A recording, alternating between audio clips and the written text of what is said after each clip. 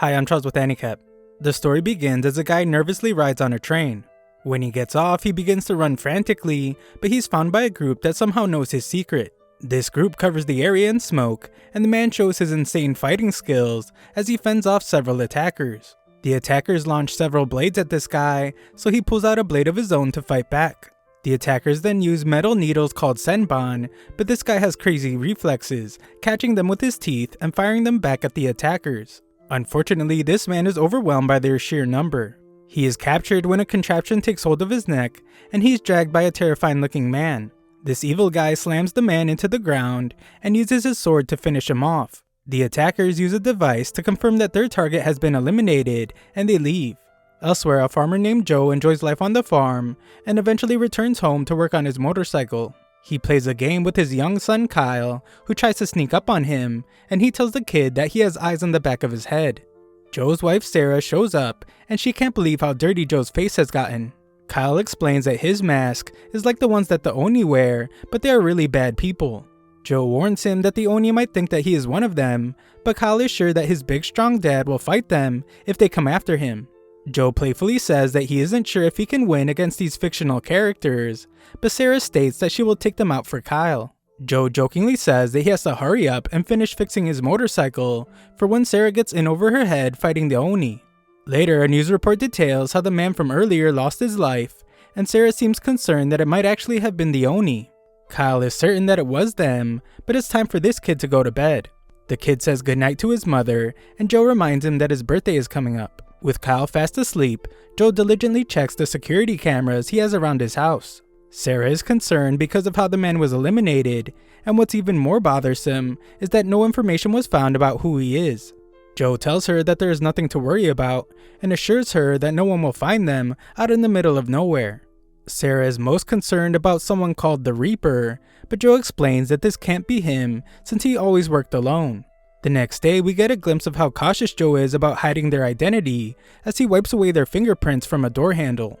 The young family then goes on enjoying their peaceful life like normal, and Joe does his best to be a good father as he cheers up his son.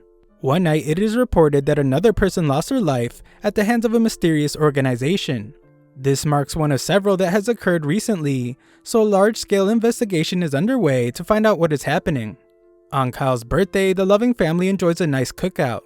They all joke around while they sing songs, and Kyle blows out the candles on his favorite type of birthday cake. Kyle opens a present to reveal a video game, and Joe gives him a new helmet as well. Joe prefers this one over the scary Oni mask, so Kyle declares that he's no longer a bad guy, he is now a hero. Sarah points out that she just likes seeing his normal face, and the entire family shares a warm embrace. They couldn't be happier, so they all tell each other how much they love one another. That night, Joe gets up from bed, but he calmly tells his wife to stay there. Joe makes his way downstairs, where everything seems fine. Just then, something appears in the window, and Joe is attacked. The attackers barge in, but Joe masterfully fights several of them off. His exceptional skill allows him to take one of their weapons, and he uses his sword to eliminate several of these men. While he's destroying one guy, Joe hears his son cry out to him. The alert Joe instantly springs into action. He blocks an attacker who tries to stop him, and absolutely destroys this guy. Joe rushes to find his family as he reaches for something, but another attacker fires 2 metal needles right through his neck. The determined Joe refuses to let that stop him though, so he crawls up the stairs. The crippling pain overwhelms him, and we see a mysterious figure outside. Joe eventually makes it to the 2nd floor, where he finds that several attackers have been eliminated. However, Joe is then horrified when he sees Kyle and Sarah's lifeless bodies on the ground. Overwhelming shock fills Joe's body, and the evil-looking guy explains that Joe's wife put up a good fight. This monster sends his blade right through her neck, igniting Joe with blinding rage, but he is stabbed in the back. Joe drags the attacker as he tries to make his way to his family, but the damage to his body is too much to overcome. The attackers find that someone must have alerted the authorities, as police sirens can be heard in the distance. The leader confirms that Joe is no longer alive, so they leave just before the police arrive. The police arrive at the scene and are horrified to find the massacred family. Sometime later, the seemingly no longer alive Joe regains consciousness. His first thoughts are memories of his lifeless family, and he vomits solely from the overwhelming emotion consuming his body. The next time Joe wakes up, he is in a hospital, and the nurse urgently calls for a doctor. Joe only says his wife's name and he passes out again. Joe eventually wakes up and a doctor explains that he miraculously came back to life after the coroner had already pronounced him dead. Joe couldn't care less and just wants to know about his wife and son. Unfortunately, he is told that they didn't make it. Outside, we see that two people have come to visit him. They are Mike and Emma, and they are from the FBI. They want help with their investigation, so they ask several questions about who the attacker might have been. Joe doesn't say a single word, but Mike can tell that he is getting very angry. This is probably the worst time to be asking him questions, so Mike just leaves his card. Mike tells Emma that it's just a hunch, but he believes that Joe knows who the attackers are. He decides that they will take turns watching him, and Emma is first up as she watches Joe on the roof. Joe has a memory to just moments ago when he was taken to say goodbye to his family. The nurse found that he couldn't move Joe anymore, and it was because Joe put the brakes on the wheelchair. Joe shook with rage and couldn't bear to come any closer to his deceased family's bodies. Back on the roof, memories of his wife and son rush into his mind, and Joe begins to growl in anger. His rage reaches its boiling point, and he reaches for his wrist again, this time pulling out a metal needle. Joe pierces himself with it, and it does something strange to his body. Just then, Joe is attacked by several assassins. He is still filled with anger, so he goes berserk and expertly takes out several of the attackers. Joe shows overwhelming strength and precision as he somehow manages to take control of the fight. That isn't all though, as Joe does some kind of jutsu and turns his body into a black smoke. This move is incredibly powerful as it allows him to eliminate several assassins in one instant. Emma has no clue what's going on, but Joe doesn't help her find out and knocks her out instead. The enraged Joe then continues his relentless attack and goes on to tear several more attackers to pieces. There are a great number of them, and Joe strangely fires a sword at the elevator. We then see why he did this, as he uses a pole to defend himself and shoves all the remaining assassins into the elevator. Even though Joe is severely outnumbered, it becomes very clear that the assassins are trapped inside with him and not the other way around. Joe stands above all their corpses as he arrives at another floor, and he strikes fear into the hearts of any remaining opponents. Mike wonders why Emma isn't answering his call and is shocked when he finds several corpses. Joe finishes up nearby, and he is found by the assassin leader. Memories once again find their way into Joe's mind, so he attacks the leader with fury. This leader is obviously not like the others though, as he defends himself well and even manages to put a contraption around Joe's neck. Joe quickly frees himself, but the fight continues to be evenly matched. Joe eventually uses his shadow skill again though, and it allows him to land a devastating attack. Joe quickly follows this up with even more strikes, and the fight is over soon after. Joe demands to know how they found him and his family, and how they knew it was really him. The leader mockingly remarks that Joe can change his appearance as much as he wants, but he will never be able to escape his fate. Joe then shocks this guy and removes his disguise. Joe doesn't say a single word from here and just ends the leader's life. Joe then goes to see his family. He can hardly bear to look and he collapses to his knees. Afterwards, Joe returns home and drills a hole into a wall. He removes a box he had hidden, and we see that it contains several items including a mask. Joe stares at a picture that once again floods his mind with memories of his family. We get one last look at his family home just before Joe sets it on fire. Joe watches as his once love-filled and peaceful life burns away, and he puts on the mask. The fire consumes every last memory, but we see that Joe is still filled with anger. Later, Joe relives the horrifying moment when his family died. This time, his wife calls out to him by his real name, Hegon. His family no longer has on their disguise, and Joe's son screams out to him. Just then, Joe wakes up from the horrifying nightmare, and we see that he has tied up the assassin leader. Joe is in real bad shape though, and collapses. Joe is surprised to hear that someone has arrived, and this man is just as shocked as he thought the next time they would see each other would be in the afterlife. This man is a doctor, and he wonders why Joe isn't wearing his disguise. Joe reveals that the organization somehow found a way to see through the masking system they were using. The doctor wonders why Joe's body always gets beat up, but he then realizes why when he sees Joe's arm. Joe used the secret art of Stark awareness, which explains what he did when he stabbed himself on the roof. The doctor tells Joe never to use it again, since it will surely end his life next time. When he sees Joe's back though, he tells him to forget about next time, since he should have died from when he was stabbed. Joe has no clue why he was able to survive, and the doctor wonders if someone out there is keeping him alive. It will take 6 whole days for Joe to make a full recovery, but he just wants to get well enough to get answers out of his guest that he has all tied up. The doctor wonders what Joe plans to do after that, and his answer is simple. He will hunt down everyone responsible for the murder of his family. The doctor gives Joe something to help him recover, but it hurts a whole lot and he passes out. After Joe recovers a bit, he goes to see the assassin leader. Joe doesn't say a single word and just gets right to punching a blade into him. Joe stabs him several times, but the man reminds him that ninjas never crack. Joe shocks him when he points out that he already knows and just continues stabbing. Joe doesn't stop as days pass, and the assassin eventually tries to ask what Joe is trying to prove. He pleads for Joe just to end his life already, but Joe just ignores him. Several more days pass, but Joe is not finished and he keeps causing the guy pain.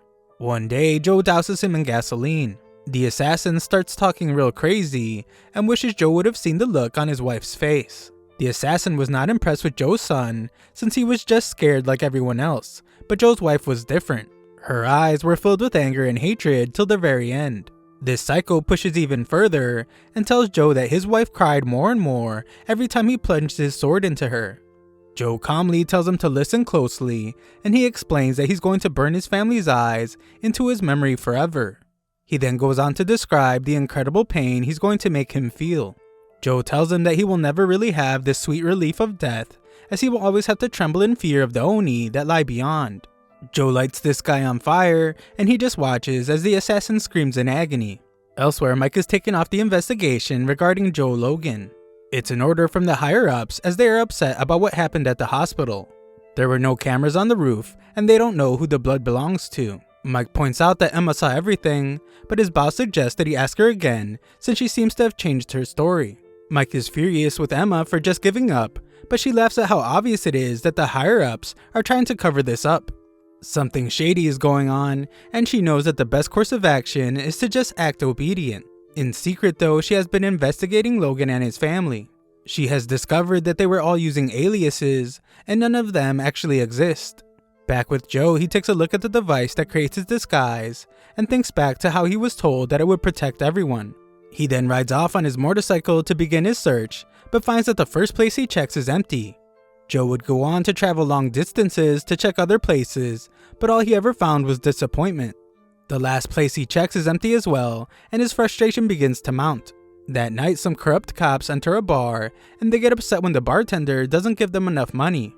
Joe is sitting right there, and one cop thinks it would be a good idea to ask him if his motorcycle outside is stolen. Joe just ignores this guy, so the cop asks for his license. Joe ignores him again, so the cop tries to grab him, but Joe quickly knocks him out. Joe calmly just leaves, but the other cop tries to attack him from behind. Joe doesn't even touch the guy when he throws a punch, but the sheer force from Joe's swing sends the cop flying. Outside, Joe takes a look at their cop car and is reminded of the business card that Mike gave him. The next day, Mike thinks Emma's just messing around, but she points out that she is investigating a crime. Many criminal deals are being done in virtual reality now, and she has to get this job done so they can have time to investigate Joe. Emma then explains that advancements in VR have exploded like crazy recently, and it's all thanks to the Auza company. Just then, Mike is shocked when he receives a call from Joe. He gently gets Emma off of VR and signals for her to track the call. Mike tries to get Joe to tell him who he really is, but Joe has questions of his own. Joe wants to talk, so Mike points out that they are talking, but this just makes Joe break his phone. Joe calls Mike back to give him one more chance, but warns him to stop messing around. Joe lets him decide where they should meet, so Mike chooses some restaurant. The call ends, but Emma's disappointed as she failed to track Joe.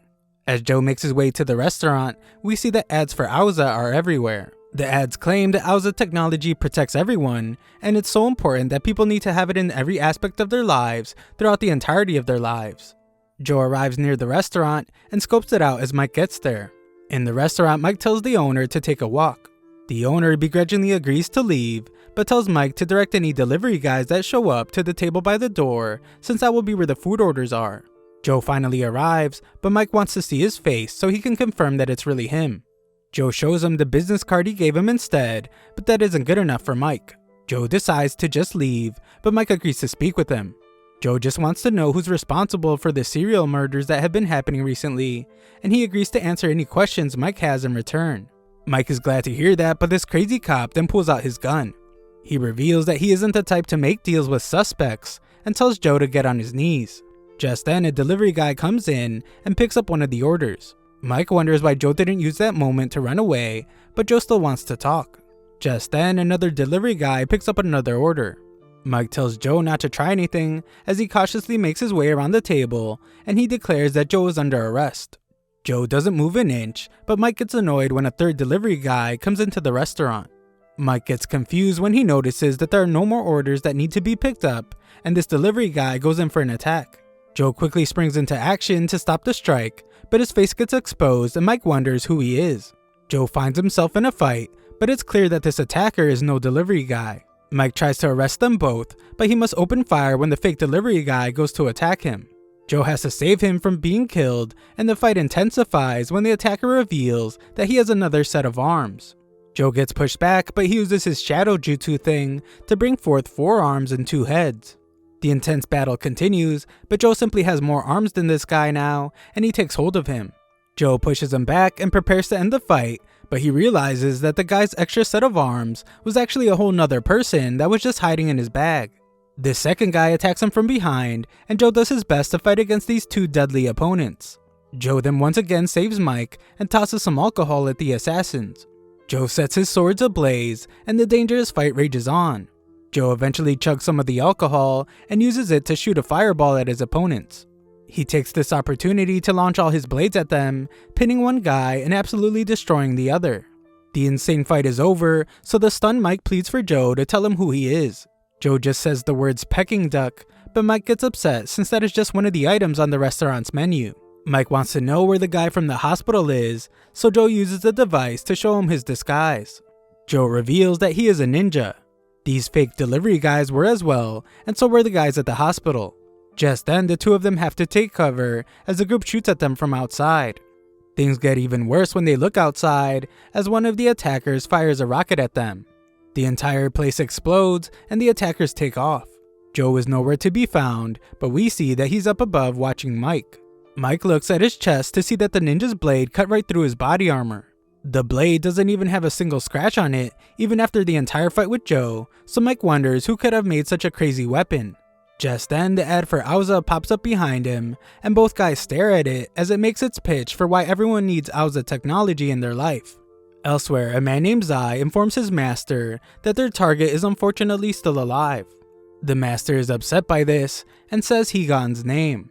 Elsewhere, a politician makes his escape as his home was just attacked. He begs for God to stop the demons, but things get terrifying when he begins to hear something. Just then, a few terrifying hands come out of nowhere and end their lives. The man responsible watches nearby and seems to take a strange liking to Joe, who he has a picture of on his phone. Afterwards, this guy is visited by Master Yamaji. He complains that this last job was extremely boring and declares that his talent should be reserved for more exciting missions. Yamaji reminds him that he is simply a sword, and weapons like him have no will of their own. Yamaji then states that exiles like Higan are no longer considered ninjas. They are treated as enemies the moment they leave. They must be eliminated immediately, as they can't afford to have anyone find out about their secret arts. Higan is one of the most elite ninja in the entire history of Japan. He has mastered countless fighting techniques, and is completely ruthless when it comes to eliminating his targets. They already killed him once, but they believe that he was able to survive because he used his secret art. Yamaji wants to eliminate him for good this time, as he wants to find a way to uncover Higan's technique. Yamaji has already ordered preparations for this, but the other guy is more concerned with the one known as the Reaper. Elsewhere, a man in red is disappointed to see that someone named Zai has forgotten everything he taught him about fighting with pride. What he does now is just violence, so the man wonders how many of his former comrades he has killed now. Zai is eliminating the ones exiled from the corrupt organization, but this guy brings up how they failed to kill Higan. Higan proved that those who have faith in the old ways will not fall to the likes of people like Zai. The man in red is sure that once the other exiled find out about that, they will stand against the organization just like he is. The man in red was the one that taught Zai how to wield a blade, but now he must put an end to what he started. He unleashes an insanely powerful strike and tells Zai that it's impossible to defend against a blade of wind. This is his secret art called the Flying Swallow. Zai is still alive, but the man is sure that won't be the case for much longer. He plans to use the attack again, but he realizes that Zai's sword is missing. A look at his chest reveals that Zai somehow managed to stab him, and he is defeated. He is prepared to go to the pits of hell, where he will wait for Zai. Back with the other guys, Yamaji reveals that he has forbidden the Reaper from engaging with Higan. At the police station, Mike is told that the attack at the restaurant was just the Mafia. Mike is furious at how obvious the cover-up is, and he is called by his boss. Mike is reminded that he will be retiring soon, so it's recommended that he not mess it up by sticking his nose where it doesn't belong. His boss wants him to stay home until his retirement day, and he leaves Mike with some papers. Elsewhere, Joe is at a hideout and starts a fire. He is once again haunted by the memories of his family, so he must take a moment to calm himself down. Mike arrives to meet him just as planned, but he points out that the restaurant owner was framed. He wants to do something about that later, but for now they will enjoy some Peking duck. Inside, they go over what they know so far. The blades used in the attack were made of a special alloy, and the patent on that alloy is held by Auza. There is clearly a connection between them and the ninja, but Mike still needs to do more digging to find out more. Auza is a very dangerous company though, as they have the FBI in their back pocket. Joe couldn't care less about how dangerous they are. They killed his family, so he declares that he will now hunt down every last one of them and make them pay. Mike reminds him that he will have to arrest him if he does that, but decides that there are a lot of other dirtbags that he needs to handcuff first. Mike isn't ready to retire just yet, so he burns the papers and makes a truce with Joe. Joe pours him a drink and explains that this is how alliances are formed. This isn't alcohol though, since Joe just prefers drinking energy drinks. Mike is familiar with someone that knows a thing or two about Auza, so they go to meet with Emma. Mike teases her for her piece of junk car, but she's quick to point out that his car is even worse. Joe proves to be a serious car enthusiast as he knows everything about her Beetle, but he's shocked to hear that she knows he is a ninja. Mike explains that he can trust her, but he must quiet her down when she starts talking too much. Emma has them squeeze into her tiny car and shows off all the tech she has installed in it. It's practically a giant moving computer that she built all by herself. Her research has revealed that Auza is a multinational company involved in the development of military weapons. That's not all though, as it also has its hand in entertainment, clean energy, and pretty much every technology that exists. It's like they are taking everything over, as their products are constantly replacing various software and hardware every day. Every country uses their technology to some extent, but that rapid growth has caused a lot of dark rumors to spread about them. Several people who were inconveniences to their company, like key figures in rival organizations, and journalists investigating them, have died in mysterious ways. The most recent person was the bald politician that died earlier in what they think was a car accident. He refused to allow foreign companies into his country, but the guy that has replaced him is doing the exact opposite. He's actively attracting foreign companies, and one of them is Auza. These deaths seem to be far too convenient for Auza, so she suspects that they are behind it all. Elsewhere, some scientist shows their boss a remarkable reactor. It's performing even better than the last time they tested it, as it's now capable of producing 2.2 million kilowatts of power per second. The boss proclaims that this technology will change the world, and he declares that Auza must become the one and only company. Their technology will make everyone's lives better, and Auza will be the new standard for the entire world. Afterwards, he is met by Yamaji. Yamaji shows him a picture of the restaurant attack, and the man confirms that those were his men. He explains that he was just running a test for a new weapon, and he thought a ninja would be the perfect test subject because they have superhuman abilities. Fearing Yamaji's rage, he points out that he targeted an ex-ninja, not one that belonged to the organization. He tries to remind Yamaji that they are partners, but Yamaji just tells him never to do that again. Elsewhere, Emma shows the guys the center of the huge enterprise known as Auza. Auza City is an experimental city run entirely by the organization. Just then, Joe keeps Mike from getting a blade through his skull as they come under attack. Emma tries to get them out of there, but a sword keeps piercing the car. Mike fires at whoever is on the roof, and Joe does some ninja stuff to sense where their attacker is. He sends his own sword through the roof, but Truck-kun smashes right into them. Joe finds that the other two are unconscious, and he sees the attacker outside. This crazy ninja launches a ton of blades at him, so Joe goes out to fight this guy. He is wearing some kind of strange mask, and he gives Joe a run for his money as they make their way up a building. This guy manages to push Joe back a bit, and shows that he has a bunch of mechanical arms with cameras at their tips. These things detect Joe as the enemy, and Joe finds himself in a tough spot as he gets injured. Joe uses his shadow ability again to summon more arms of his own. The enemy takes a hold of him, but Joe manages to take advantage. Joe slices up some of this guy's missiles, but he has even more firepower hidden in his face. The insanely skilled Joe manages to dodge his missiles mid-air and ends up absolutely destroying this guy. A sword through his head isn't enough for Joe, so he takes the guy's camera and throws him off the roof. Joe knows that someone is watching and signals to them that they are next. An ambulance comes to get Mike and Emma, and Joe gets a phone call.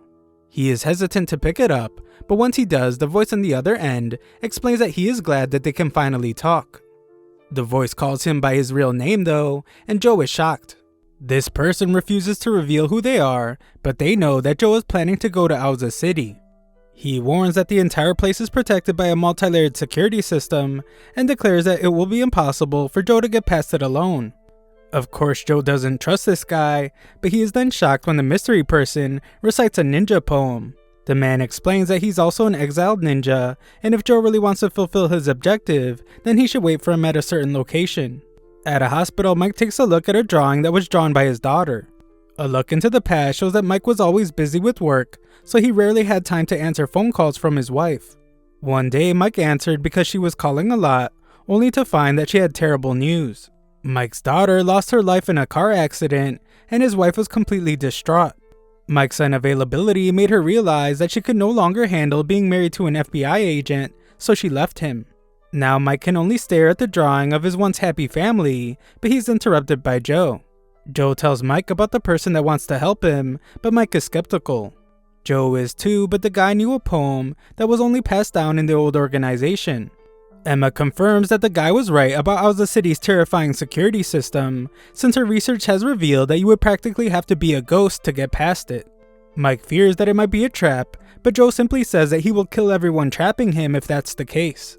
This situation is even more difficult as Mike knows that his boss is watching him, so Emma thinks they should just quit trying to break in there. Instead, she has found a community on the dark web that has been keeping tabs on the Auza Corporation. They think Auza is building weapons of mass destruction as they are trying to take over the world. The site admin is apparently one of Auza's former researchers, so Emma thinks they should go question this person. Mike doesn't want her to go though, and he explains that a job like this is for old-timers with nothing left to lose. However, Emma refuses to let him go alone. They are on the verge of uncovering Auza's dark secrets, and the information they find might be worth millions. Joe begins to leave, but Mike wants to know if Joe's wife knew who he really was. Joe informs him that she did, since she was also a ninja. In order for them to be together though, they had to break a code. A code that says ninja must be emotionally detached, even from their allies. Mike realizes what kind of person Joe is, as this means he broke the code and chose his family. Elsewhere, Auza executive Joseph is very impressed after hearing that Joe was able to survive the last attack. Even just one of the mass-produced units could destroy an entire army platoon, but they were no match for Joe. The assassin named Lil wonders if Joseph is going to get involved with the actual fighting, but Joseph is only interested in collecting data. Lil says some pretty perverted stuff, so Joseph's bodyguard named Lily offers to shut him up. Joseph gets the meeting back on track by pointing out that Joe is headed to the city, but he is reminded that the security system is impenetrable. Joseph wants to hear Big D's opinion, but this guy is really vain. He only cares about his fade and warns that he will destroy anyone who tries to mess it up. Lil says some more perverted stuff, but Yamaji uses his power to silence him. He explains that they will learn what Joe's secret art is and eliminate him after. Joe refuses to be bossed around by someone who is not his boss, but he does agree with the plan. Afterwards, Joseph reminds Dilly that he teamed up with their group because it would help with his research. Right now, he's only concerned about getting data on his prototype, so he hopes that Joe doesn't die too quickly. Elsewhere, Zag eagerly awaits for his master to give him the order to eliminate Hegon. The master refuses and explains that he will just send the others after him. Their deaths won't matter to the organization, and it's only a matter of time before their goal is achieved. A look into the past shows a trio of ninja on a mission. We hear the ninja codes being recited, and the first is to never divulge the secrets of the ninja. The next one is that ninja must be emotionally detached, and the third is that their missions must take precedence over their own lives. This trio of ninja finished collecting the information they were after, and their mission is complete. Afterwards, a ritual is held in recognition of the trio's skill as shinobi. It is a tradition and they are all given names, Zai, Hegon, and Mary. That isn't all though, as they're all shocked to hear that a secret art will be passed down to each of them. They must keep it a secret forever, and they all agree. The man in charge is sure that they will be the ones to lead their village into the future, and we see that Yamaji was there as well. Later that night, Joe points out that having names will now mean that they will always be able to remember each other. They decide to celebrate with a drink, but Joe reminds Zai not to accidentally reveal his secret art. Zai would never do that, and he declares that it can be a surprise if they ever ended up fighting each other. Zai seems like a pretty cold guy, but he declares that the bonds they have made together are thicker than blood. They all then make a pact to risk their lives together to do what must be done. They all have a drink, but then share a laugh when Joe can't handle his alcohol. After that, the trio goes on another mission. Everything goes well at first, but Mary eventually hesitates when she sees a child, and she ends up getting shot. She is badly injured, so she tells Joe to just leave her behind. He decides to protect her instead, and jumps out the window with her. Joe manages to resuscitate her, and he takes her to a nearby cave. Mary wants him to get away on his own, but he once again refuses. Mary tries to take her own life, but Joe stops her. She makes one last attempt to beg him to leave, and reminds him of the code that says they must detach themselves even from allies. Joe's riz then goes off the charts as he states that from the moment he met her, he had already broken the code. Mary stands no chance at resisting his words, and they share a tender moment. Sometime later, Zai manages to find them, and they are in bad shape. Back to the present, we see that things have changed quite a bit, as Zai no longer looks the same. Elsewhere, Mike gets a call from his boss. He informs Mike that he can do whatever he wants since he is not on a case, but things are different for Emma. Afterwards, Emma apologizes for not being able to go with Mike to see the admin, but he points out that he was trying to figure out how to get rid of her anyway. Elsewhere, Joe waits to meet with the mystery person, but the guy ends up calling instead. He explains that Aoza City has its own technology everywhere, and that includes sensors along its entire perimeter. These sensors check to see if people have permission to enter the city, and if they don't, they are given a warning. If these people don't heed the warning, then the system will simply eliminate them. As if that weren't enough, the airspace above the city is fully covered by a barrier, and it only allows rain and wind to pass through it. Getting in above ground is impossible, so Joe will have to go below it. There is a facility used to manage the sensors, and the man sends Joe all the information he needs.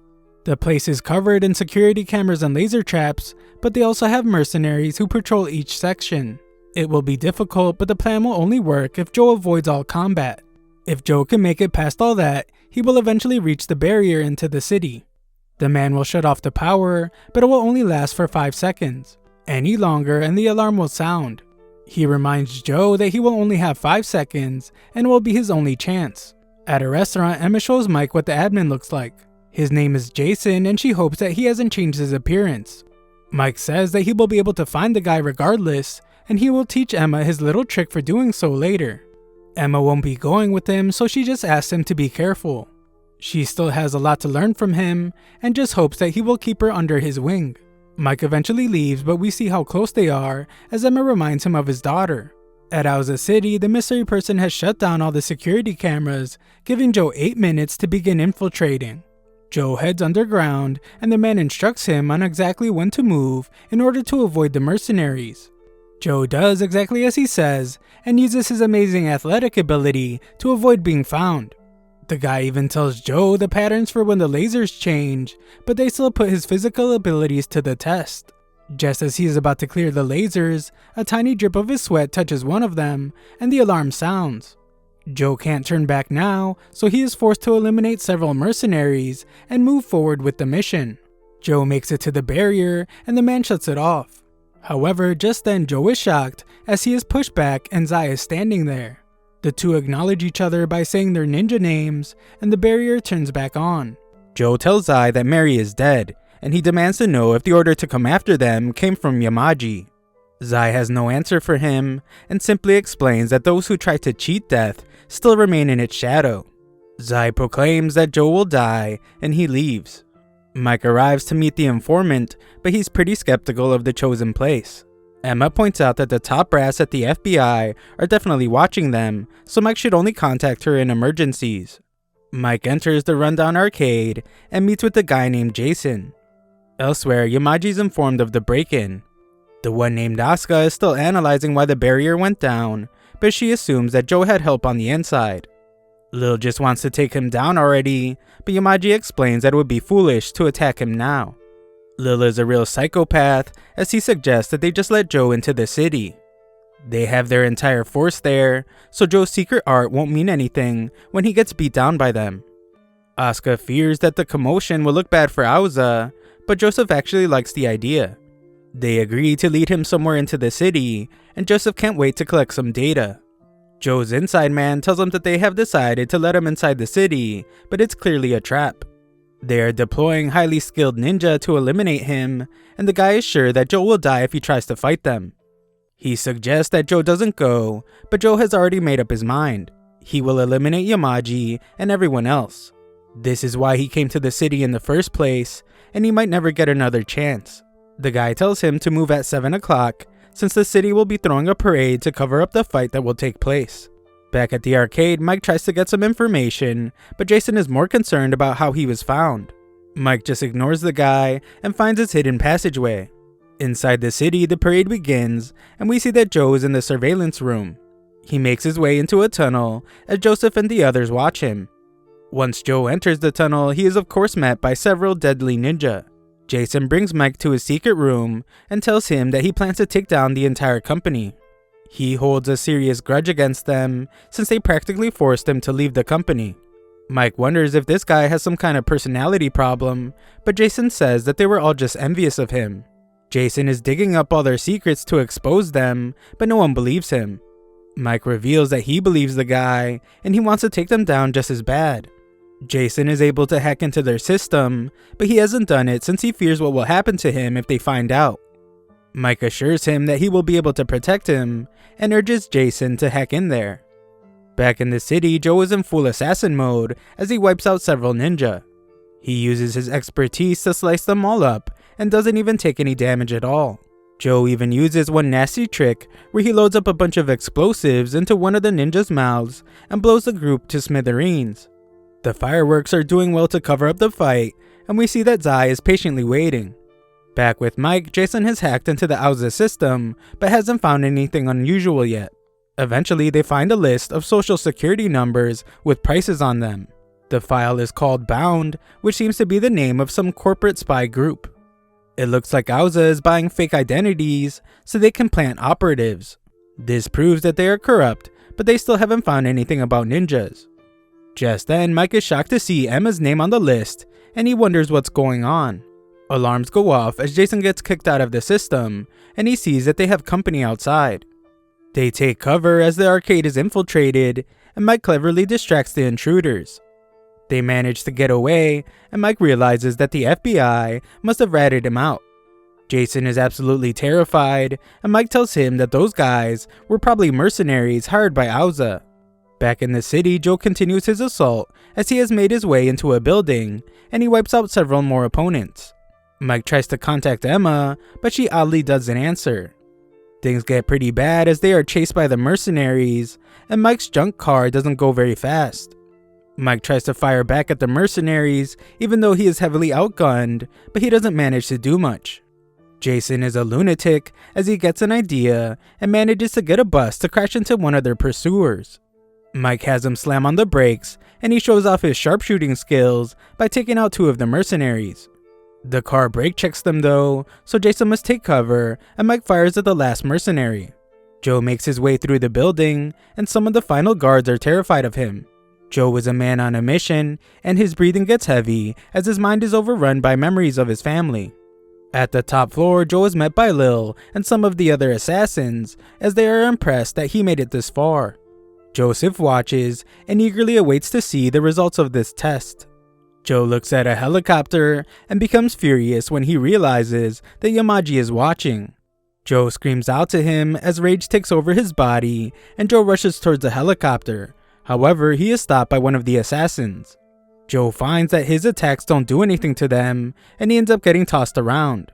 Joe uses his jutsu, but Lil is unimpressed by the old and outdated ninja tricks. Joe manages to surprise him with some smoke bombs and shows that his only real target is Yamaji. Joe screams Yamaji's name like a man possessed as he launches himself towards the helicopter, but his grapple is severed. The fall does some serious damage as Joe's mask breaks. His mind still runs through memories of his family, and he ominously states that something will happen any moment now. The assassins make their approach, and Joe recalls how the doctor told him never to use his secret art ever again, as it will kill him next time. Joe has nothing left to lose though, as he prepares to remove the needle from his wrist, and he proclaims that he will be together with his family soon. Joe removes the needle once again and stabs himself with it. Joe's body spazzes out just like last time, and he takes a hit from one of the assassins. The assassins toss him around once more, and Lil taunts him while he's in the air. However, this time, Joe manages to stab one of them. He covers the area in smoke to conceal himself, but he is eventually spotted. Joe is able to maneuver himself in and out of the smoke, and he manages to stab another assassin. Joe's blinding speed allows him to dodge several attacks, including some kind of fireball, and he starts a terrifying incantation.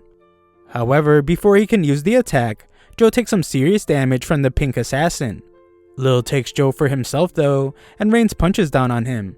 The assassins continue to thrash him about, causing Joe to scream in pain, and Lil has already gotten bored by the fight. Just then, Lil stops the beating as someone has appeared. It begins to rain, and Zai arrives to ask if Joe finally understands. He explains that the path to hell Joe was on is inescapable. Joe can still only think about getting revenge on Yamaji. He mindlessly attacks Zai, but only ends up getting tossed onto the ground. Joe just says Yamaji's name over and over again, so Zai prepares to take his life. Zai declares that everything ends now, and Joe doesn't say a word as he just prepares for death. Zai swings his blade, and everyone watches in absolute shock. Zai stares in disbelief as his attack was stopped by the pink assassin. The assassin placed devices on the others to shut them down, and they jump off the roof of the building with Joe. This assassin detonates a bomb, and the massive explosion prevents Zai from following them. Yamaji's left to watch the failed attack, and Joe's eyes open to see that he is still alive. Elsewhere, we see that Mike is in bad shape, as he must be carried by Jason through the desert. Back with Joe, he is still falling from the building. His hand reaches towards the sky, as if he were reaching for something, but he soon loses consciousness. The assassins look over the edge of the building to find that Joe is long gone. One of them wonders why the one assassin betrayed them, but Lil couldn't care less, as he is just excited for the hunt. The next day, a seemingly average guy hears a message from Lil. His message is also heard by other assassins that blend in naturally with other members of society. Lil calls these assassins brave falcons, and he informs them that their treacherous crow has just flown from the nest. The crow deceived everyone, and is now sheltering their greatest enemy, the tiger. Lil then issues an order to not let them leave the city. He wants them to find the two at all costs and tear their hearts out. Elsewhere, Joe wakes up, and his savior is revealed to be Emma. Emma is actually just one of her personas, and this isn't even her real face. When Joe came back to life at the hospital, she was instructed by the leader of the organization to uncover the truth behind his resurrection. They assumed that he had the ability to revive himself over and over again, so they wanted to understand his technique. Secret arts are only used in the heat of battle, so she had to observe him from close up. This is why she pretended to be Emma from the FBI. This is her identity as a ninja of the organization, but she has another one. Joe is then shocked as she changes her voice into the mysterious man that was helping him break into the city. Her reason for helping Joe was so Joe could get his revenge. This is pretty unbelievable, since she was observing Joe as Emma under orders from the organization, but she was also betraying the organization to help Joe. She reveals that she has her own goals, and she needs Joe to be alive in order to achieve them. She declares that the lieutenants he just fought are far too dangerous, since they are equipped with very powerful suits. Joe's secret art will be useless against them, and he will die if he tries to fight them again. Emma reveals that there is still hope though. She has brought a power that will be able to eliminate them, and she shows Joe another mask. Back with Yamaji, he is told about a suit that their traitor stole. It was still in development, and she seemed to have prepared this betrayal far in advance. Yamaji isn't concerned about it at all though, as he is sure that they will soon be captured. These suits are called Gusoko gear. They are ultra high grade combat suits designed to work perfectly with all sorts of ninja techniques. They combine the ninja's several years of history with cutting edge technology. Emma was part of the development team, so she reveals that the suit she stole is the most advanced of them all. All she has to do is finish it, and it will be like a whole new body for Joe. Emma has no answer for what will happen if the organization finds them first, but we see that they're having a hard time. Elsewhere, Mike regains consciousness, and Jason scolds Mike for having to protect him. Mike can't believe that he has been out cold for 10 whole days, but Jason assures him that they are safe. He brought them to an isolated house owned by some rich guy, and no one ever goes there. Mike looks at the bright side and points out that getting attacked means that they were close to uncovering some secrets. Back with Joe, Emma runs a test on the suit, but it fails. They need a power reactor that serves as the heart of the suit, but parts like that are only available at headquarters. Going there would mean certain death, so that only leaves one option that she isn't looking forward to. Joe is still haunted by memories of that terrible day, and we take a look back to when he was with Mary. She bandaged Joe up and told him about her ninja philosophy. She believed that having the willpower to manage one's emotions when they're at their most extreme would make them invincible. Joe manages to use this memory to calm himself down, but we see that the organization is closing in on their location. They have one last place to check, so Big D requests to go since he has a good feeling about it. Back at the hideout, Emma finishes up with the reactor and the armor plating, and she just has a bit more to do. A while later, she reveals that she is done, and this suit will now be called Kamui. It's a prototype model built from scratch, and it is meant to achieve the highest level of combat potential. It's an entirely new design, so it works much differently than the other suits. Simply wearing it won't be enough to tap into its power, and the suit has to be linked to the user's brain. The suit reacts the instant the user just thinks of using it, so its reaction time is unlike anything ever seen before. Furthermore, the more intensely the user visualizes their own actions, the faster and stronger the suit will execute them. The only catch is that syncing the user's brain is quite the ordeal. Joe will be put into a deep sleep, and he won't be able to wake up even if he were stabbed in the heart. Emma assures him that the next time he dies will be his last, and she reveals another secret. She was there the night his family was attacked, and she used her secret technique to save his life. She was the one that pierced his neck with the needles, and they froze all his cells by using a special pathway. However, once those pathways close, they can never be used again. Joe becomes furious and demands to know why she saved him instead of saving his family. Joe would have gladly died if it meant saving them. He's getting a bit too hostile, so Emma puts him down with some device. Just then, alarms sound as the organization makes their approach. Big D begins to break in, and Emma starts to panic, but Big D finds that there's only a bomb inside the room. He commends the clever girl for this little move, just as the bomb explodes. Emma had set up a dummy to trick them, but things get bad as Lil finds them. Emma is shocked and he reveals that not being able to find them meant that they had to be constantly moving. Unfortunately, every movement in the city is tracked, and he was able to narrow their location down to one vehicle. Lil keeps talking, but Emma is more concerned to see that Joe's sync rate is only at 10%. Emma takes drastic measures to get Lil off the truck, and she emerges wearing her suit. Lil has always dreamt of fighting another suit, and the two of them prepare for battle. Back with Mike, he determines that they need to track down everyone on the list they found, but Jason needs a computer to do that. Mike thinks about how Emma would know where to find one, and he remembers that her car is practically a computer on wheels. Back with Emma, we see that her intense battle against Lil has begun. Lil takes command of the fight, but Emma declares that trash like him could never be a true ninja. She uses all her robo-arms and takes control of several autonomous semi-trucks. Lil manages to stop them, and she reveals that she knows that Lil didn't tell anyone about him coming there. Lil doesn't actually care about the organization, and he just wants to fight. He only wants to fight in battles to the death, so that is why he became a ninja. Emma is completely annoyed by him, but this just excites him even more. Just then, Lil sees that several Emmas have appeared, but he knows that she just took control of his optics. Emma manages to stab him a few times, but Lil clearly has something planned. Something seems to be ready, so Lil unleashes a huge attack that wipes away all of Emma's clones. Emma tries to get to the machine that seems to be recharging them, but Lil stops her. Lil manages to recharge himself, but the machine Emma was going to use is destroyed. She is horrified as her suit has no power left, and Lil begins to taunt her. He mocks her for thinking she could win against him, and rains punches down on her. She knows she can't give up yet, since there is still a lot of time left before Joe finishes syncing with the suit. Emma left a recording inside of Joe's consciousness, and it begins to play. As Emma gets beat down, the recording explains that she might already be dead. It also reveals that Mary once saved her life, and ever since then they have secretly stayed in touch. On the night of the attack, Emma rushed to their house to save them, but she was too late. Joe was the only one she could save, so she apologizes for what happened. Mary always wished for Joe to live on, so Emma was just trying to make Mary's wish come true. Emma has done all she can though, and she says goodbye to Joe. Just then, the raging fire within Joe forces the sink to finish sooner than expected, and the entire city loses energy. Joe remembers the words Mary told him about keeping emotions in check, and everyone watches waiting to see what will happen.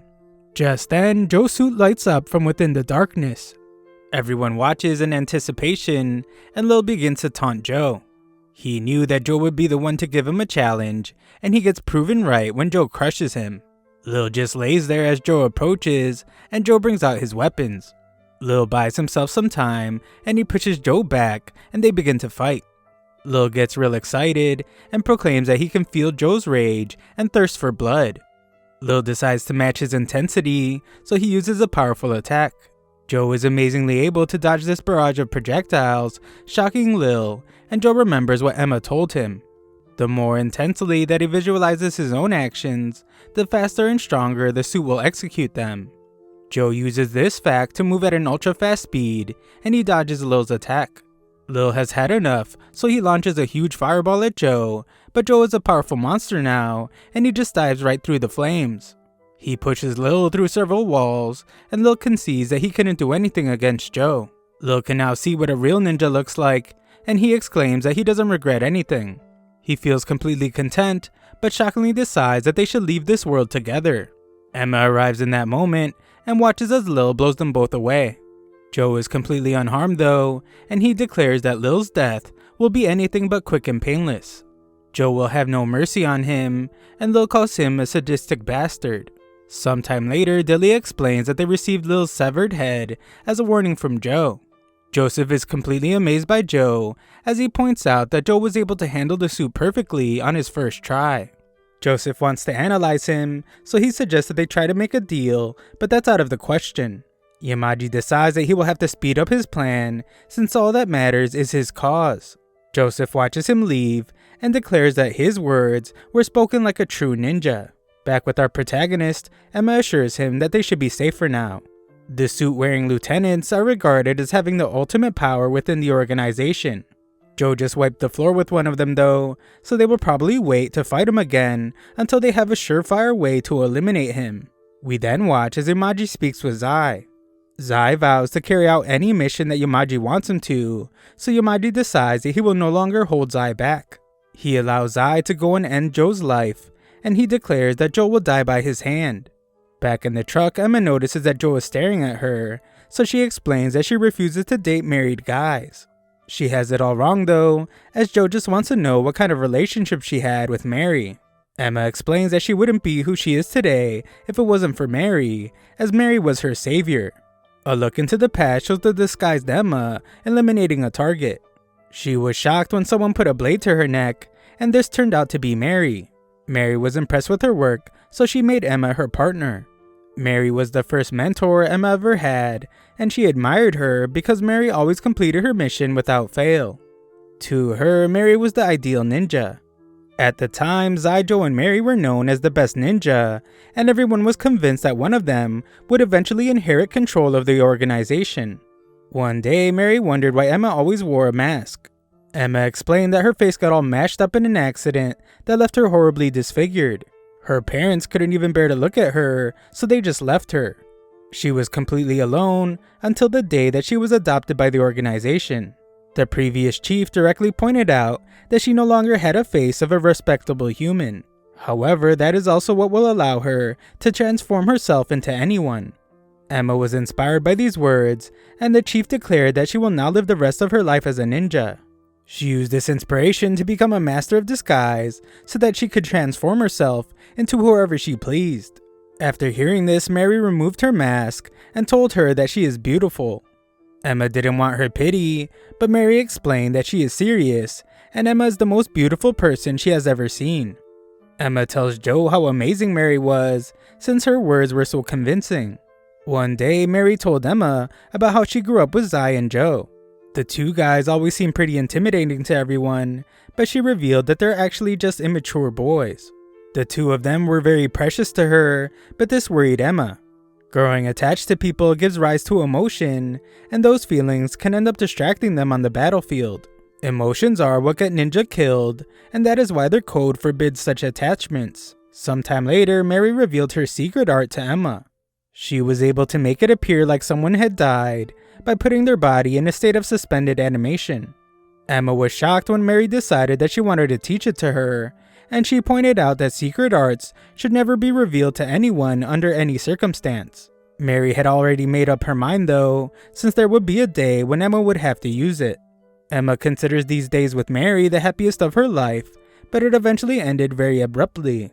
Yamaji took over as chief and for some reason invited outsiders to join the organization.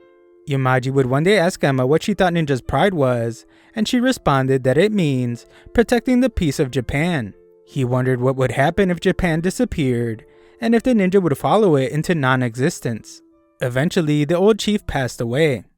Yamaji started changing the organization even more, but this was beginning to upset a lot of people. One night, Mary revealed to Emma that she had a baby growing inside of her. Emma was shocked, but she was even more stunned when Mary explained that it happened because she fell in love with someone. Mary decided that she no longer had a place in the organization, as she had broken the code. After that, Joe was amazed by her pregnancy, but he explained that being a ninja is the only way he knew how to live. He would have to learn to become a father, but he doubted that he could do it. Mary assured him that they would be fine though, since they would be parenting together. A while after that, Yamaji announced that the organization would be leaving Japan, and it would fall under the control of a great power. Everyone was upset, but he declared that anyone who opposed the decision would be branded in exile and eliminated. Protecting Japan is their pride, so a select few stood against Yamaji's decision. Two of them even tried to attack him, but Yamaji has a terrifying power that allows him to grab people from far away. He sliced up his opposers, and the crazy guy even stomped on one of their heads. Some wanted to take action against him, but this just caused the group to become divided. Yamaji declared that he was the true embodiment of a ninja, so the ninja will never die as long as he is alive. A group would eventually form with the goal of ending Yamaji's life, but one of the elder ninja explained that they would all likely lose their lives trying. Instead, he decided that they would flee the organization in the hopes of passing down their will. They would have to bear the disgrace of becoming fugitives, but that was their new resolve. Mary went to meet with this elder, and she revealed that she had created something that would allow them to change their face. She gave it to the people planning to flee, and the elder wished her luck raising her child. Sometime later, Emma confronted Mary. The previous chief gave her the top secret mission of determining whether or not the next candidate to be their leader was worthy. If they were unworthy, then she was instructed to eliminate them. Mary pointed out that the chief had been dead for a long time, and Emma explained that he gave her the mission a long time ago. Emma apologized for deceiving her, but she had to carry out the chief's wish. Mary then shocked her as she revealed that she knew the entire time. Emma begged her to just give up her child so she could return to the organization. Mary refused, so they fought, and she quickly realized that Emma had been hiding her real power this entire time. Sadly, Emma revealed that she couldn't even picture what her parents used to look like, and every time she tried, she just kept picturing Mary. The two had to keep fighting though, and Emma eventually won. Emma knew better as she pointed out that Mary moved to protect her baby at the last moment. If she hadn't done that, then Mary would have won. Emma struggled to eliminate Mary. She always wanted to become a ninja, but the organization had changed so much. She couldn't bring herself to flee though, since she wouldn't be able to bear the shame. Instead, she decided to unalive herself, but Mary stopped her. She explained that ninjas can't have emotion, so they have no family. Her baby gave her family though, and it became her new reason to live. Mary declared that emotions don't kill ninjas, they give them life. Mary explained that she had always considered Emma family, and Emma teared up as she felt the same way. Emma decided to remain a member of the organization so that she could track what they were doing from the inside. Emma would always keep in contact with Mary, and she even informed her when she was sent on a mission to infiltrate the FBI. Mary always talked to her about the difficulties of raising a child, but she would never trade it for anything. To Emma, Mary always exemplified what it meant to be a ninja. Because of that, Emma decided to see her duty through to the very end. This allowed her to do some digging from the inside, and she has discovered what Yamaji's planning to do. They're running out of time to stop him though, as Yamaji's already executing his master plan. Elsewhere, we see one of Joseph's commercials for his Auza reactors. His new fuel source is supposedly able to produce unlimited heat, and now the city saves its citizens 80% of the cost for energy. Joseph is presenting this to a government official as he wants to build more power plants. The official is against rushing the project, citing how people will oppose the danger his power plants pose to the environment. The official is shocked to see that Joseph already has the backing of several members of the government, and he wonders if Joseph paid them off. Joseph says that he would never resort to such games, and simply requests that this guy agree to his proposal. Emma explains that part of Yamaji's plan is letting Auza use his forces as their muscle. Auza will take control of all energy infrastructure, and then take control of each country from the inside. When Emma became lieutenant, it became pretty clear to her that the organization was just Auza's puppet. They no longer care about the ninja way, which is why Emma believes that her destiny is now to help Joe. Elsewhere, Jason freaks out after hearing about the existence of ninjas. He blames Mike for getting him into this mess, but Mike is quick to point out that they would eventually have found him in his nerd cave. Mike reminds Jason that he has a grudge against the Auza company and convinces him to continue with their investigation. Jason remembers that Mike recognized Emma's name from the list, and he wonders who she is. Back near Auza City, citizens must go through a security check before leaving. Emma has an answer for this though, so she activates something that shuts off the power in the city. Our heroes force their way out, and the city doesn't even have enough power to activate their drones. Emma explains that she has no idea where Yamaji is now, but she is sure that Joe's actions have forced him to put his plans into motion. As for their next move, Emma explains that they will head to an unfinished power plant where they will supercharge Joe's suit. An operational test will be held the next day, and lieutenants will be there too. Joe couldn't ask for anything more, as he plans to force them to tell him where Yamaji is. Emma was impressed with how he controlled the suit, so she wants him to remember how he felt. The suit operates best when he is not distracted, so Joe must contain his rage. Joe knows this but explains that his rage is not something that can easily be suppressed. That night, Joe thinks about how Mary told him how to control his emotions. He is still haunted by that night, and now he knows that Mary's one wish was that Joe would live on. Emma thinks about how the Gosoko Gear's performance depends on Joe's heart and willpower. If that ever fails him though, she vows to be the one that protects Joe. Elsewhere, some soldiers are shocked when they encounter one of the lieutenants. The lieutenant dominates the battlefield, and we see that this was a demonstration Joe was giving to another government official. She completely understands what Joseph is saying, and concedes that the ninjas can be very threatening.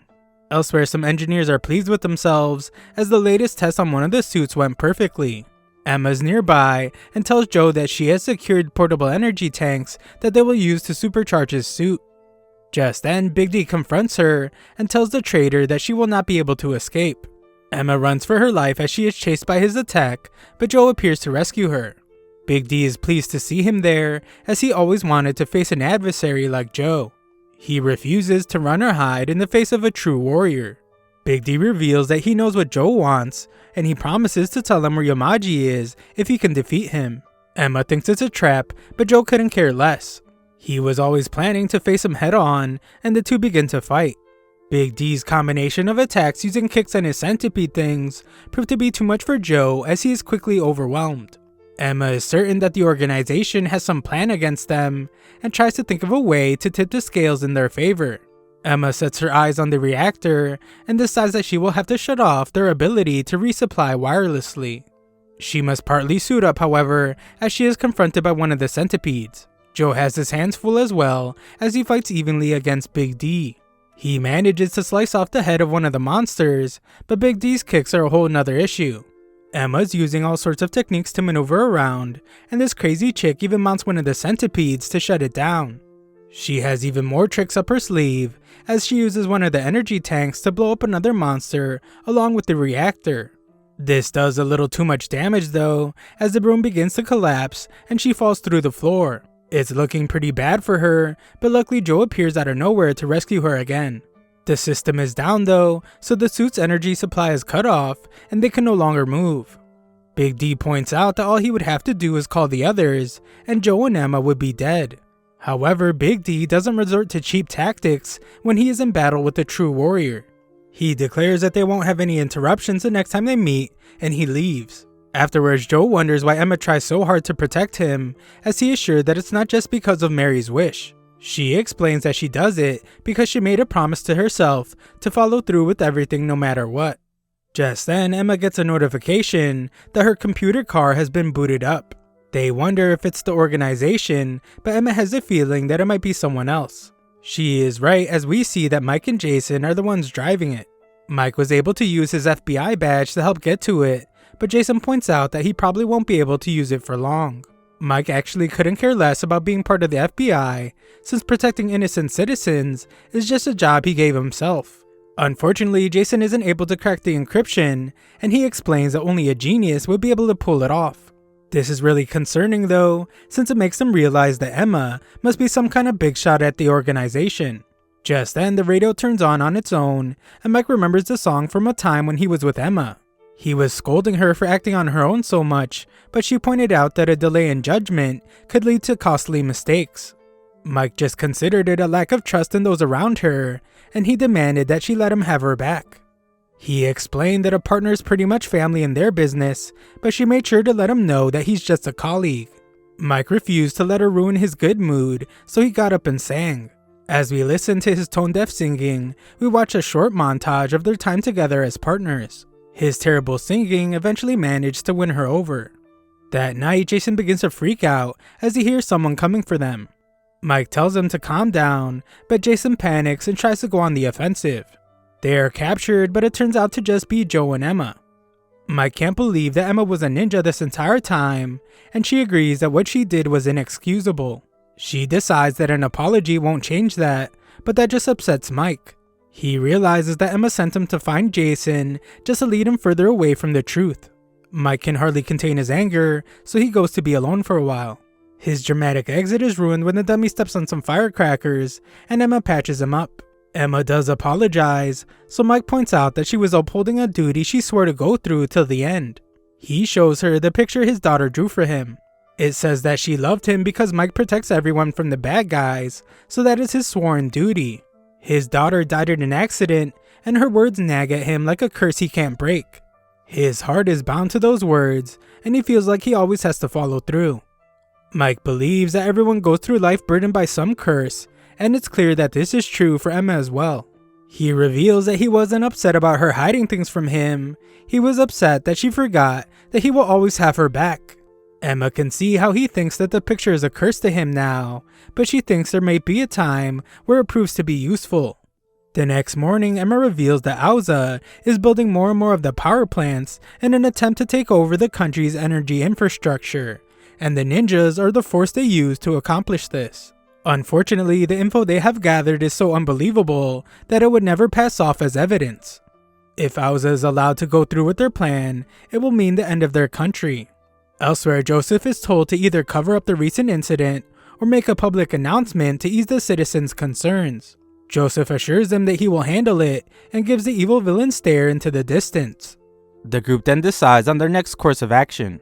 Emma and Joe will go around to active power plants and shut them down while simultaneously stealing energy supplies they need to keep running.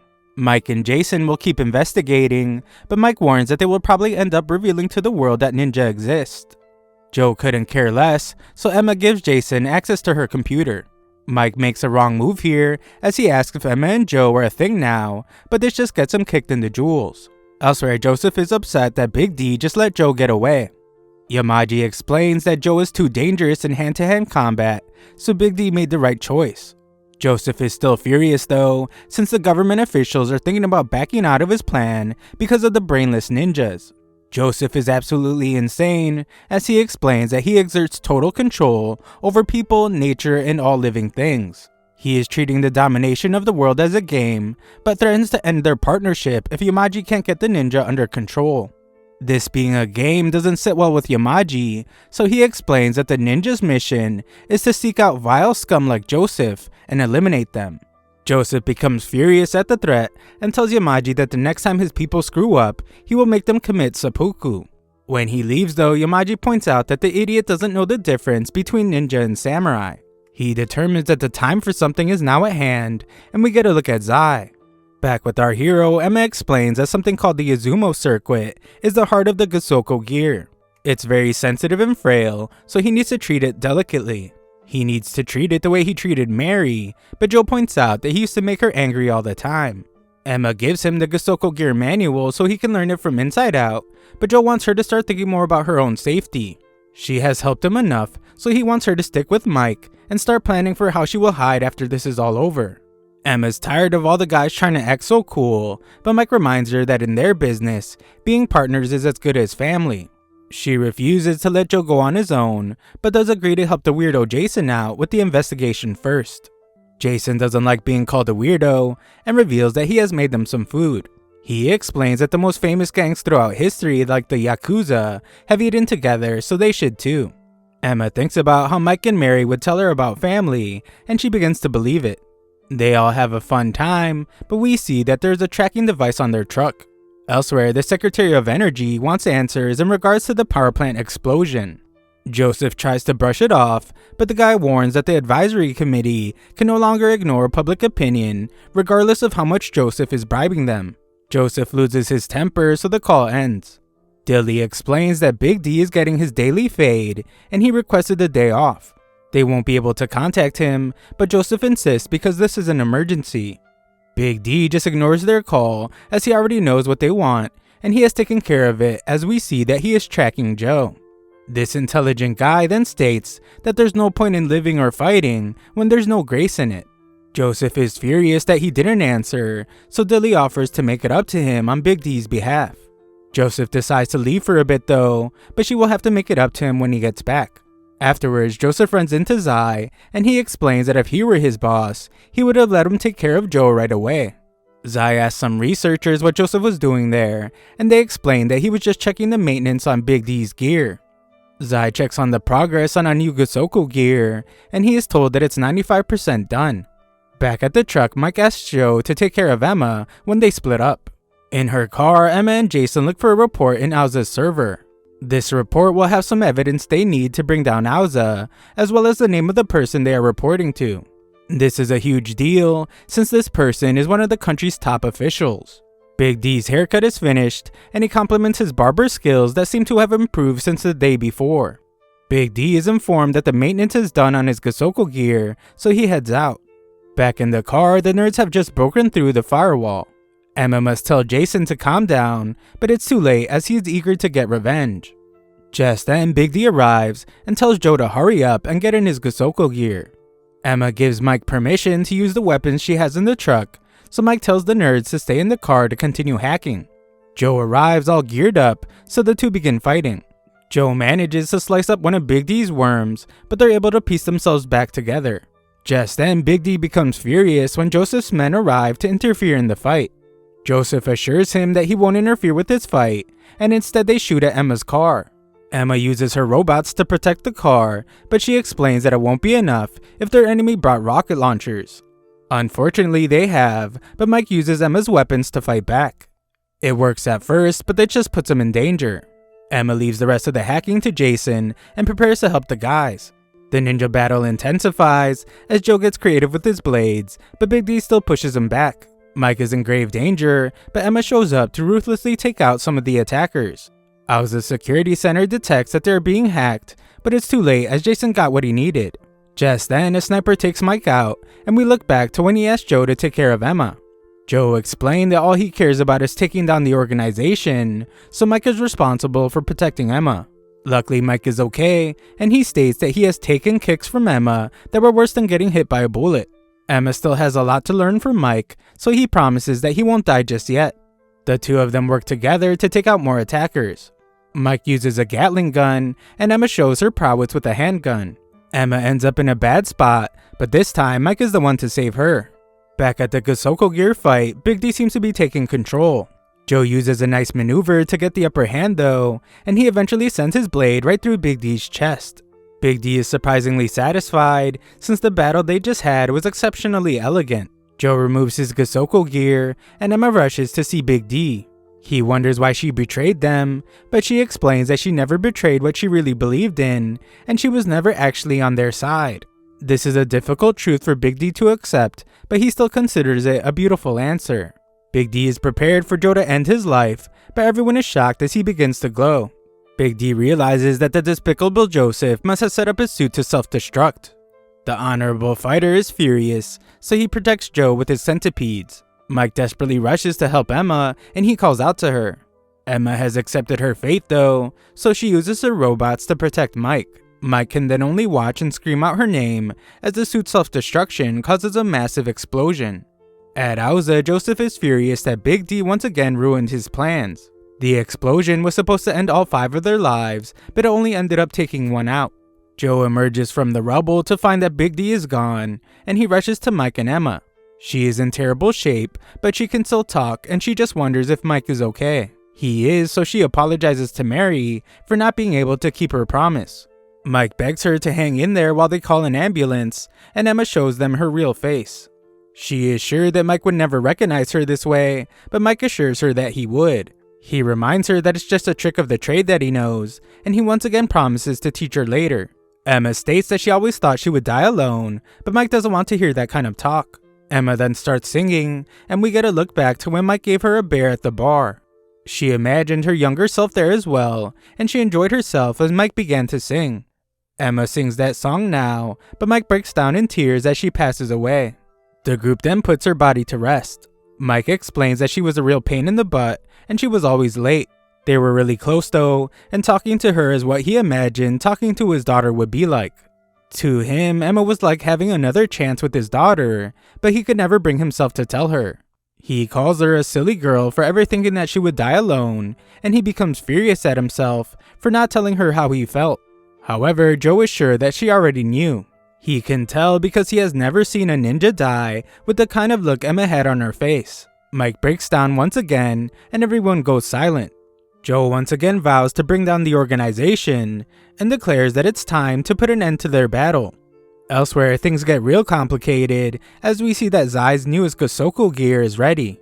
A look into the past shows that Zai had a terrible childhood, as he was part of a group of captured children. One day, his captors were eliminated by the organization, and Yamaji found Zai getting his revenge.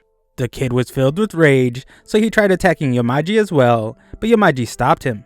He wondered if Zai would beg for mercy, but he was glad to see that Zai just stabbed him instead.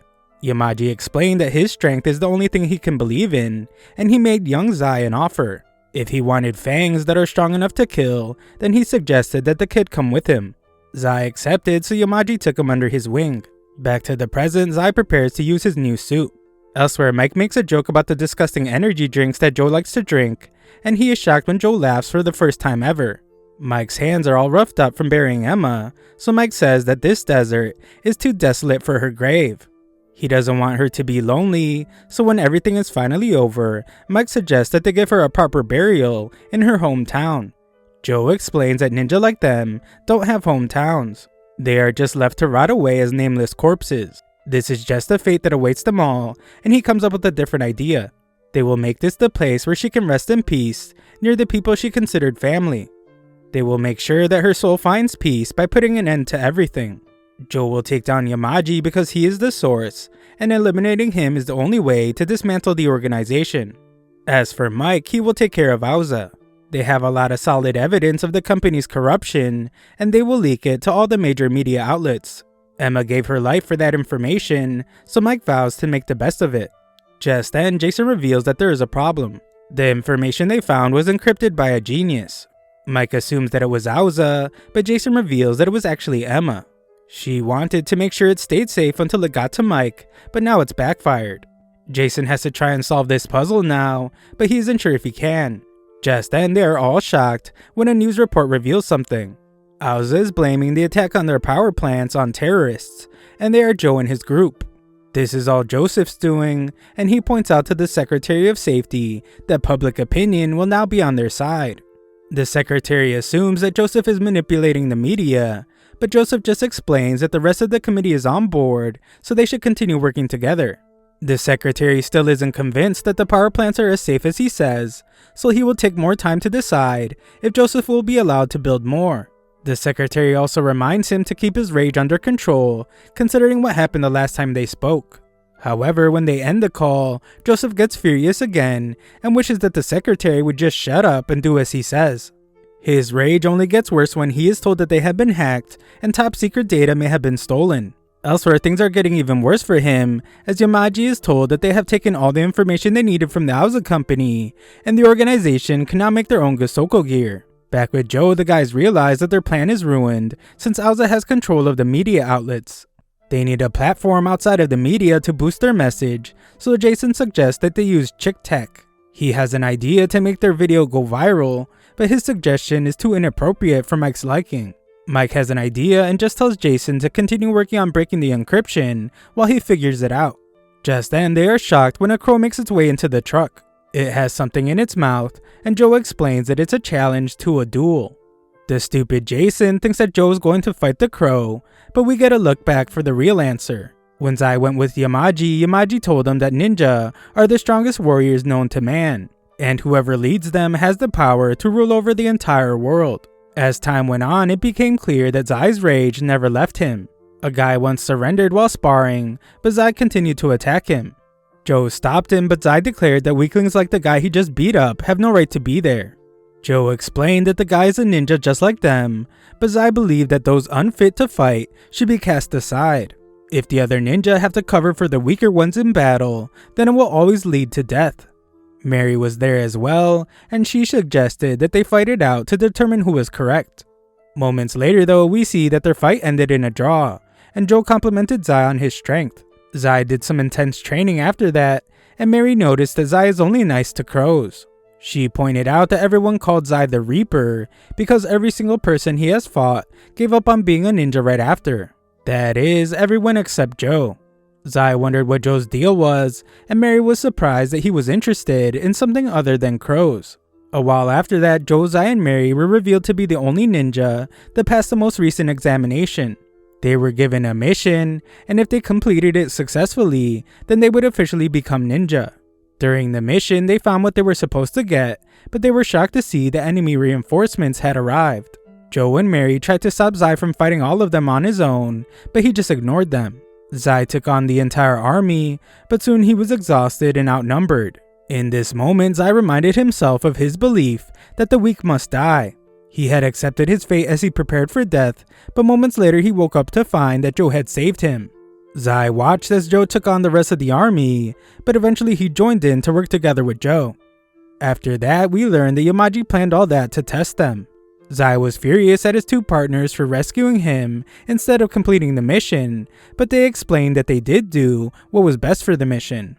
They knew that they were all strong individually, but together they could accomplish much more. Mary then reminded Zai that he is not alone. Zai decided to open up to them and revealed that both his parents abandoned him after he was born. He was left to die alone on a mountain, but crows fed him and kept him alive. That is why Zai now only has faith in two things: the crows that saved him and his own strength. He had never let anyone watch his back before, so he wondered if they would show him a new world if he joined them. Joe and Mary said yes, so they became a team. This just made it more difficult though when time passed, and Joe and Mary eventually revealed to Zai that they were both leaving the organization because they broke the code. Zai was shocked about Mary's pregnancy, and he reminded them that they made a pact. They were supposed to put their lives in each other's hands and journey together. Zai was furious and told them that they better end his life in that very moment, because if they didn't, he vowed to hunt them both down. The two of them just left Zai, and the bow they had when making their pact broke right in front of him. Back to the present, Joe arrives at the hideout they used to use all the time. Jason wishes Joe would have just ignored Zai's request for a duel, but Joe explains that Zai is part of the past he left behind, and he can't move forward without facing his past. Joe puts on his Gosoko gear, and he is met by Zai and his. Zai declares that exiled ninja must meet their death. Elsewhere, Mike meets his old boss from the FBI and informs him that Emma is dead. Thanks to her, they were able to get incriminating evidence against Auza. Till the very end, she stayed true to her duty, which is completely different from this FBI boss, who is now Auza's lapdog. Mike is sure that there are some FBI agents that weren't able to be bought off by Auza. This boss has connections to Auza, so Mike is sure that he knows who the good FBI agents are, and he wants him to give the evidence to them. The boss acts like he has no idea what he's talking about, but Mike reminds him that they used to be partners. This guy once told Mike that it was their duty to protect honest citizens from law-breaking criminals. Unfortunately, this guy is just too corrupt, so he makes a call informing the FBI that he has found Mike. Back with Joe, he battles it out with Zai. This new Gosoko gear is just as powerful as Joe's, so the two fight evenly. Zai demands that Joe come at him with everything he has, and Joe eventually manages to stab him. This isn't enough to stop Zai though, so the battle rages on. The two eventually lose their swords, and they punch each other so hard that their Gosoko gear suits explode apart. Zai declares that they should have ended him when they had the chance. Joe is the embodiment of the mistake he made in trusting someone, so now he promises to use his blood to wash his past clean. Joe has a duty that he must see through, and he refuses to die until it's finished. Neither of them will back down, so they agree to rid each other of their burdens once and for all. Thanks for watching my recap. Sign up to my free newsletter if you want to show some support to the channel. Link is in the description.